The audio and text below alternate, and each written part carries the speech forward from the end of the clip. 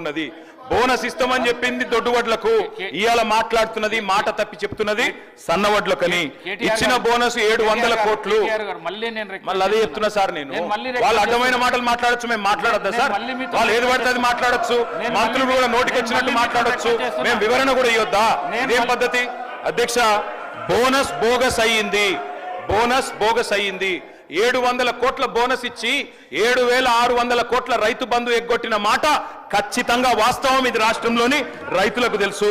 అందుకే అంటున్న అధ్యక్ష, రుణమాఫీ ఉత్తదయింది, బోనస్ బోగస్ అయింది. రైతు బంధు కాదు అధ్యక్ష, దాని పేరు మార్చి రైతు భరోసా అని పెట్టి ఏదో మారుస్తున్నారు అధ్యక్ష. మీరు రైతులను ఏ మారుస్తున్నారు తప్ప ఏది కూడా చేస్తలేరు. అధికారంలోకి వస్తే తొలి క్యాబినెట్ లోనే రైతు భరోసాకు చట్టబద్ధత, 6 గ్యారెంటీలకు చట్టబద్ధత అన్నారు. తొలి క్యాబినెట్ జరగలేదా ఇంకా? లేకపోతే తొలి సంవత్సరం దడిచినా కూడా ఒక యాదికి వస్తలేదా? మీ రాహుల్ గాంధీ గారు చెప్పిండ్రు, ఏడబైంది మాట అని అడుగుతున్నాం అధ్యక్ష. ఇంకొక మాట అధ్యక్ష, ఈ కాంగ్రెస్ పరిపాలనలో గత సంవత్సర కాలంగా రైతు బతుకుకు భరోసా లేదు, రైతు భూమికి భరోసా లేదు. పొలంలో ఉండాల్సిన రైతులు ఇవాళ జైళ్లలో ఉండే పరిస్థితి అధ్యక్ష. ఆనాడు ఎప్పుడు ముఖ్యమంత్రి గారు గద్దరన్న న్యాయ చేస్తూ ఉంటారు. గద్దరన్న ఒక మాట చెప్పిండు అధ్యక్ష, దుక్కులు దున్నే రైతులకు బేడీలు ఎందుకురో అని పాట పాడిండు అధ్యక్ష. ఇవాళ గద్దరన్న బతుకుంటే ఖచ్చితంగా ఆ పాట మళ్ళా గజ్జగట్టి పాడుతుంది అధ్యక్ష.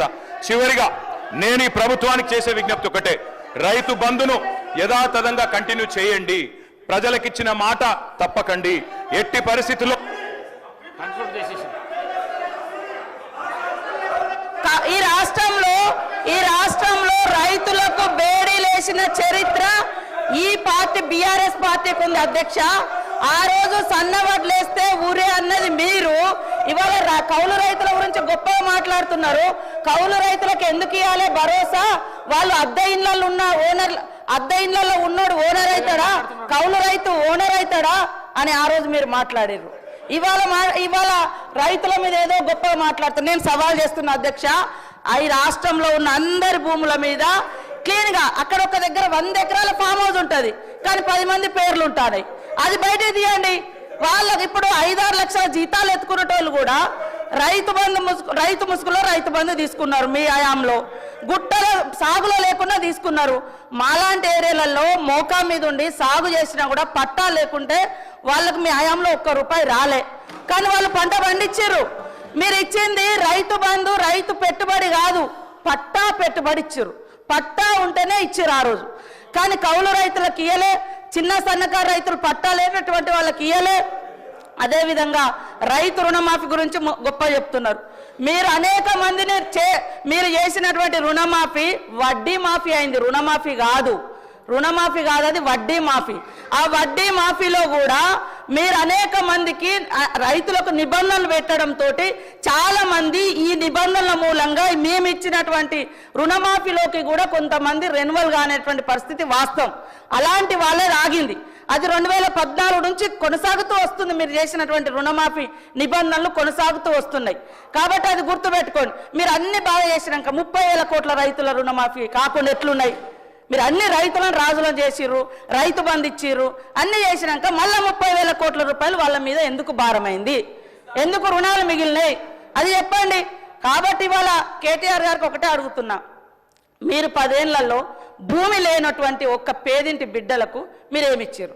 ఓకే, 100 ఎకరాలు ఉన్నోళ్ళ గురించి అన్ని ఇవ్వాలి, లక్షల జీతాలు వచ్చినా అన్ని ఇవ్వాలి అని అంటున్నారు. మరి పేదోడికి మీరు ఈ 10 ఏళ్లలో కనీసం ఉచితంగా కరెంట్ ఇయ్యలే, కనీసం ఇవాళ ఉచితంగా ఎర్ర బస్ ఫ్రీ ఇస్తే కూడా మీరు ఓర్వలేకపోతున్నారు. అదేవిధంగా వాళ్ళకి 10 ఏళ్లలో ఏమి ఇచ్చిర్రు?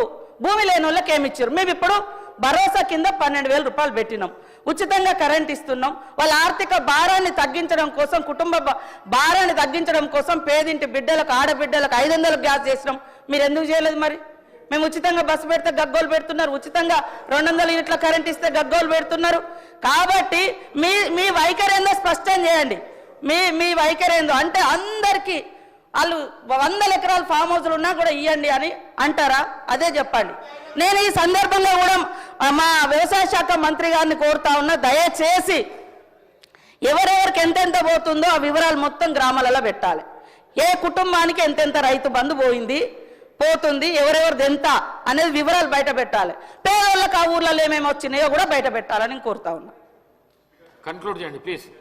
కన్క్లూడ్ చేస్తారంటే కూడా చేయనిస్తలేరు సార్. కన్క్లూడ్ చేయండి. అధ్యక్ష, వారు చెప్పిన దానికి మేము చెప్పిన దానికి తేడా ఏముంది సార్? మంత్రి గారు చెప్పారు. మంత్రి గారు అన్నారు మరి 30,000 కోట్ల రుణం ఎందుకు వచ్చింది అన్నారు. ఎందుకు వచ్చిందంటే మీ ముఖ్యమంత్రి గారు చెప్పిండ్రు. ఏం చెప్పిండ్రు? స్పష్టంగా చెప్పారు. కేసీఆర్ గారు ఏమనుకుంటుండంటే ₹1,00,000 రుణమాఫీ చేసిన కదా వాళ్ళంతా నాకే ఇస్తారు అనుకుంటుండు. కానీ ఆ ₹1,00,000 రుణమాఫీ అయిన వాళ్ళు కూడా మీరు అర్జెంటుగా బ్యాంకు కురుకుని 2 లక్షలు తెచ్చుకోండి, నేను రాగానే డిసెంబర్ 9 నాడు సంతకం పెడతా అని చెప్పిందే రేవంత్ రెడ్డి గారు. నేను వేరే చెప్తున్నాను, వీడియో చూపెట్టమంటే చూపెడతా. ఆయన వల్లనే జరిగింది అధ్యక్ష. ఇంకొక మాట అధ్యక్ష, ఇప్పుడు ట్రైనింగ్ అన్న చక్కగా ఇవ్వాలి మీ ఎమ్మెల్యేలకు. నేను ముఖ్యమంత్రి గారిని కోరుతున్నా, మీరేమో 100% రుణమాఫీ జరిగిందని మీరు చెప్తారు, వెనకకెళ్ళి మీ ఎమ్మెల్యేలు వేసేమో నాకు 70% అయిందంటారు, బయటనేమో రైతులు చారణ కాలేదని బయట రైతులు అంటున్నారు. ఏది కరెక్టో మీరు తెలుసుకోండి ముందు. 25% అయిందా, 30 అయిందా, 40 అయిందా, 70 అయిందా, 100 అయిందా? చివరిగా అధ్యక్ష నేను ఒకటే చెప్పి ముగిస్తా అధ్యక్ష, మేము ఈ ప్రభుత్వాన్ని ఒకటే కోరుతా ఉన్నాం. రైతు బంధు విషయంలో నేను నేపథ్యం చెప్పిన, తెలంగాణలో పెద్ద రైతు చిన్న రైతు అనే తేడా లేకుండా, ఉద్యోగస్తుడు లేదా ప్రైవేట్ ఉద్యోగి అనే వ్యత్యాసం లేకుండా, భూ యజమాని ఎవరుంటే వారికి వ్యవసాయ స్థిరీకరణ కోసం ఆనాడు తెలంగాణలో సాగు బాగు కావాలనే ఉద్దేశంతో మేము పనిచేసినాం. అందరికీ రైతు బంధు ఇచ్చినాం. మీరు కటింగులు పెట్టదలుచుకుంటే అది మీ ఇష్టం, మీ విఘ్నత. మేము ఆనాడు అందరికీ ఇచ్చే ప్రయత్నం చేసినాం. మీరు కూడా ఎలక్షన్లకు ముందు స్పష్టంగా చెప్పినారు అందరికీ అన్ని అన్నారు, ఇలా కొందరికి కొన్ని అంటున్నారు. నేను ముఖ్యమంత్రి గారిని కోరుతా ఉన్నా, మీరు దయచేసి రైతులకు ఇచ్చిన ప్రతి వాగ్దానం నిలబెట్టుకోండి, అన్నదాత కోసం పనిచేయండి. కొడంగల్లో రైతులను జైల్లో పెట్టిన అదాని కోసం అట్లాంటి పనులు మాత్రం చేయకండి. అదేవిధంగా కేవలం కుటుంబం కోసం, అనుమూల కుటుంబం కోసం, బావమరిదికి అమృతం కోసం పనిచేయవద్దని ముఖ్యమంత్రికి శంకర్ గారు. అబద్ధాలకు బ్రాండ్ అంబాసిడర్లు. నువ్వు మాట్లాడు, రైతు భరోసా గురించి మాట్లాడు. రైతు భరోసా మేము చేయి. మేము అడగకుండా ఇవాళ ₹2,00,000 రుణమాఫీ 25 లక్షల మందికి. భారతదేశంలో చిన్న రాష్ట్రమైన అప్పులు చేసినా మీరు ఇవాళ ఒక్కొక్క పైసా కాపాడుకుంటూ 25 లక్షల మంది రైతులకు మా ముఖ్యమంత్రి గారు ఒక్కసారే రుణమాఫీ చేసిండు. ఒక విధంగా ఇంకా ఎన్నో కార్యక్రమాలు చేస్తున్నాం. ఇవన్నీ మీకు తెలుసు. కానీ మీరు చెప్పేది మీరు ఏం చేయలే కాబట్టి ఆయన కూలేశ్వరం కట్టిండంట. దాని కాళేశ్వరం కాదు, కూలేశ్వరం. అధ్యక్ష ఒకటే అడుగుతున్నా, ఆ కూలేశ్వరం నీళ్లు వాడకుండా 1,52,00,000 మెట్రిక్ టన్నుల ధాన్యం పట్టించిన చరిత్ర తెలంగాణ రైతులది. అందుకనే తక్కువ మాట్లాడు, అయిపోయింది. 10 ఏళ్ళు నమ్మిన 2 సార్లు. ఇక నువ్వు ఎక్కువ మాట్లాడకు. చర్చ సలహా ఇంటే సలహా వేరే మెంబర్స్ ఉన్నారు, సమయం వేస్ట్ చేయకండి. ఇలా ఇంపార్టెంట్. మేము మా ముఖ్యమంత్రి గారు చెప్తారు, మేము చెప్పిందల్లా చేస్తాం. అవసరం ఉంటే ప్రాణం తీసుకుంటాం తప్ప అబద్ధాలు ఆడం. మీలాగా మోసం చేయం. ఏదో 40 మంది బాగుపడ్డారు 10 ఏళ్ళల్లో. ఇవాళ 50 లక్షల మహిళలు, ఈరోజు 50 లక్షల మహిళలకు నెలకు ఉచితంగా 200 యూనిట్ల కరెంటు ఇచ్చి నెలకు ₹1,000 సేవ్ చేస్తున్నాం. 50 లక్షల మంది కుటుంబాలకు, పేదవారికి చీకట్లో మగ్గుతుంటే ఈరోజు 200 యూనిట్లు ఉచిత కరెంట్ ఇచ్చి సేవ్ చేస్తున్నాం. అలాంటి మెచ్చుకోవాలి మీరు. ఒక్క మంచి పని చేయలే. Don't waste the time. అధ్యక్ష మీరు కూడా లిమిటెడ్ టైం పెట్టండి. చాలా మంది మెంబర్ ఉన్నారు. నేను on behalf the house I'm requesting honourable KTR గారు, మేనిఫెస్టో మళ్ళీ మాట్లాడదాం. మళ్ళా సెషన్ ఉంది. మీ నాయకుడు రమ్మను. అబద్ధాల మేనిఫెస్టో ఒక నిమిషం